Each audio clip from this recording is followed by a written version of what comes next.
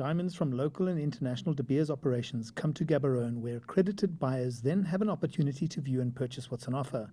The 85 buyers, or site holders as they are known, spent last week at the De Beers offices evaluating and purchasing these precious stones. The latest sales figures are up.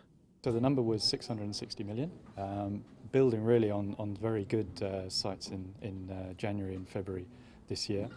So very encouraged with the trend, very encouraged with the stable demand and increasing demand for rough diamonds through the first part of this year, particularly on the back of what was a very difficult 2015 in total, but a very, very difficult and challenging second half of the year. While the demand side of diamonds is more difficult to project due to the many variables, the supply side can be managed to a greater degree.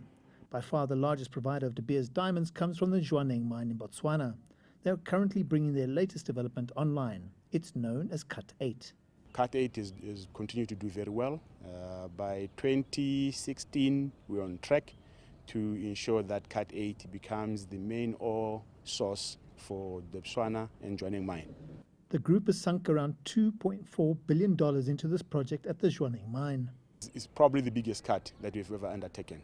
It will be the main ore source until beyond 2035. It's one of those cuts that is really a very good investment that will make sure that our shareholders get return for their capital that they trusted us with.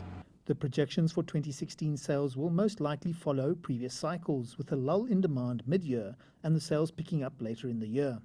Generally what we tend to see is the second quarter comes down a little bit. We've also got Indian holidays, so the manufacturing slows down around that period. So we'd expect to see a little bit of a slowdown over the next 2 to 3 months, and then through the sort of the European US summer holidays when there's less activity at retail, and then start to build up through Q3 really for the main selling season, which is in Q4. Zwaneng is still guaranteed to be the biggest contributor to the mining activities and revenues for Botswana and for De Beers.